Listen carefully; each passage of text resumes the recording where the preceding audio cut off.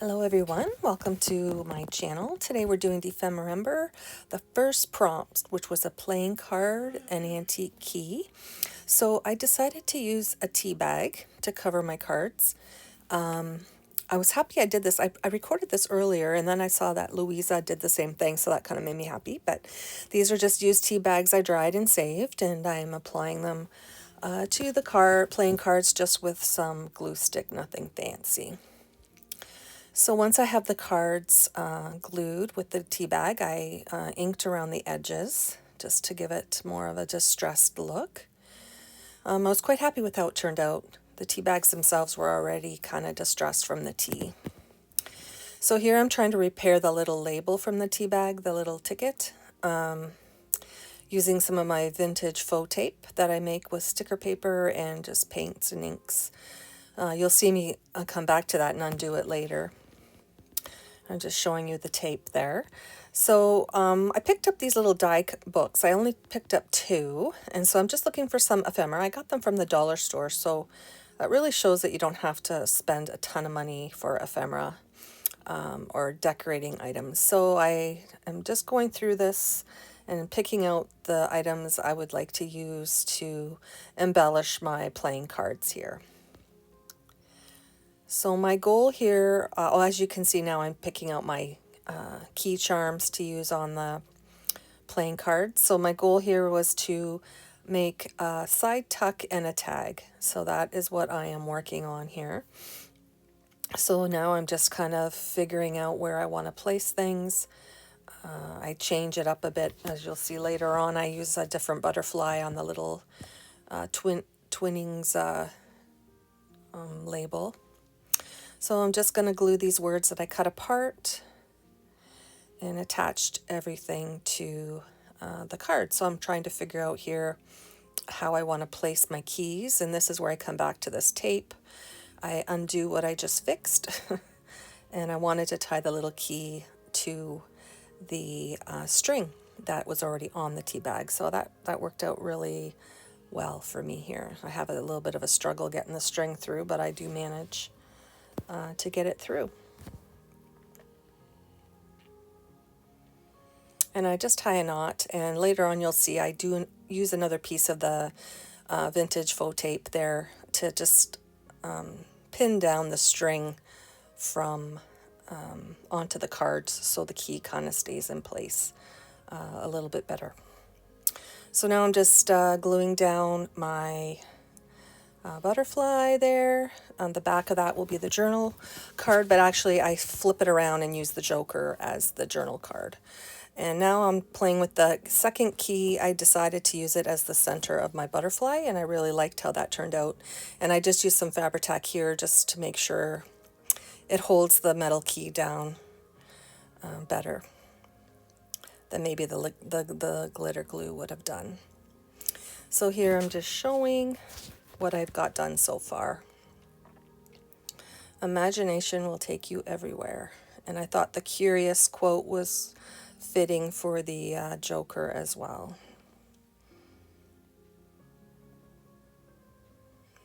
For some reason I decided to show you twice.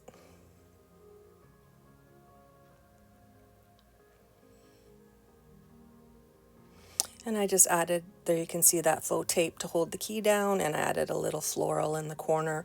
And I did add some gems into the middle of that butterfly and that flower as well.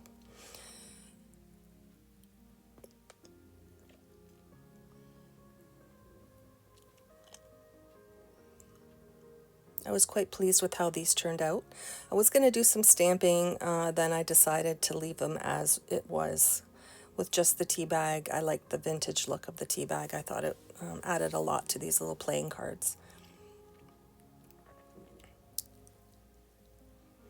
So once my pieces of ephemera were done, I had to decide what page to put it on, and I realized I never even showed my journal. So I just made this journal from a quilted piece of fabric. I just did the elastic for the signature so I could take the pages in and out, and I wanted to make mine a true junk journal. So I just used pieces from my stash, painty papers. I had stuff in my scrap box. I washi tape together to make a signature page. So that is what I decided to use. I didn't want to use any digitals in this year's book for myself. I also decided too that if I had too many pages, I could pull them out at the end, and I wasn't having a book or a journal that was half full of ephemera for 2024. So I decided to use the front page here. I'm flipping through, looking at the painty paper there that I had in my spray box, but then I thought I was going to put it here on the back of this page, but then when I closed it, I really liked the purple in the background.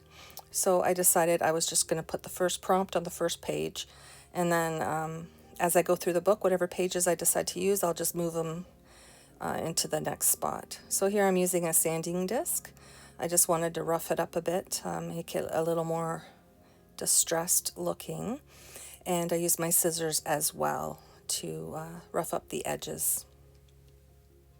And then I took in some vintage photo and just did the edges up a bit and over the scratchy parts of the page.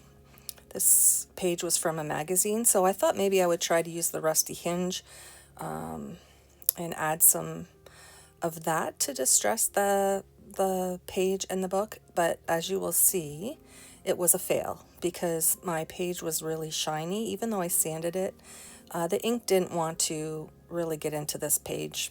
But I did use it in hindsight to, well, I just dipped some of the greeting cards, the playing card ephemera into the rusty hinge to give it a little bit more distress. I did try to put it on the page with a paintbrush.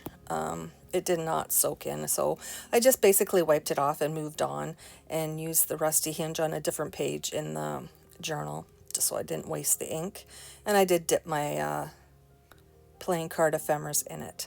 So I went to my favorite thing that I like to do as well is the gold splatters, which Barbara likes to do too from 49 Dragonflies. So I also just kind of put heavier pieces of the gold paint on the edges of the pages, and I did like how it looked with the purple. And I thought it looked well with the rusty hinge kind of ish colors of my playing cards as well. So then I just took my heat tool and dried it all up so I didn't smudge it and smear it.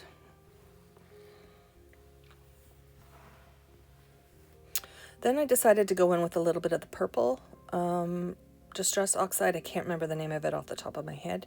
And I just did some dots, splatters on the 3 pieces there, as you see. And then I'll heat dry that again.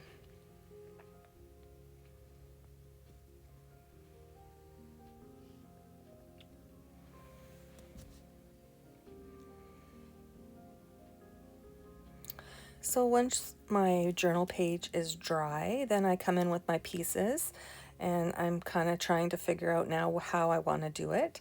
I did decide to use the ace as the journal tuck spot. Here I just wanted to go around the words to kind of make them stand out.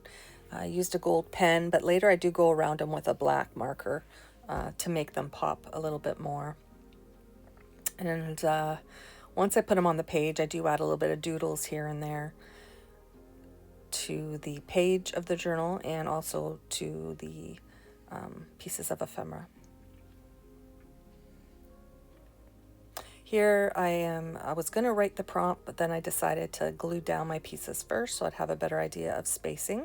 So I only glued down the 2 sides, so it was a larger tuck spot. And I am quite pleased with how this turned out. And that is how it will sit. So I just wanted to write the prompt at the front, at the top. But as you'll see in the pictures following, I did not like how it looked. So I started like I was printing, and then I started writing, and I didn't like my writing. So I did go ahead and redo it, and I covered it with a label and wrote the prompt on there.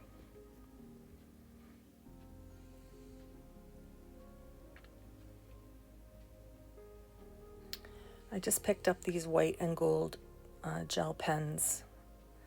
I wanted to have the option of using them in my journals, in my personal journals, as well as when I create. And I'm quite pleased that I got them. They were quite inexpensive.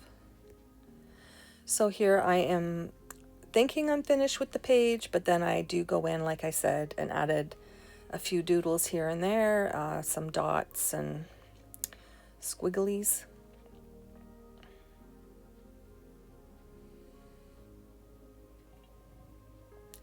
I'm just kind of back and forth here trying to figure out what I want to do. As I'm looking, I realize I really don't like my writing.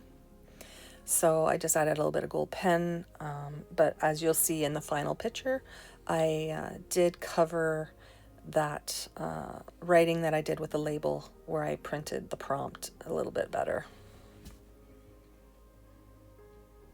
And here I'm going around with that black magic marker, just a Sharpie. And I like how the words pop quite a bit better with that. And there, here I add the dots. Yeah, sorry. I filmed this quite a while ago, so I kind of forgot. I try to get ahead of my videos, so I filmed a few ahead, and that's why I'm doing a voiceover now.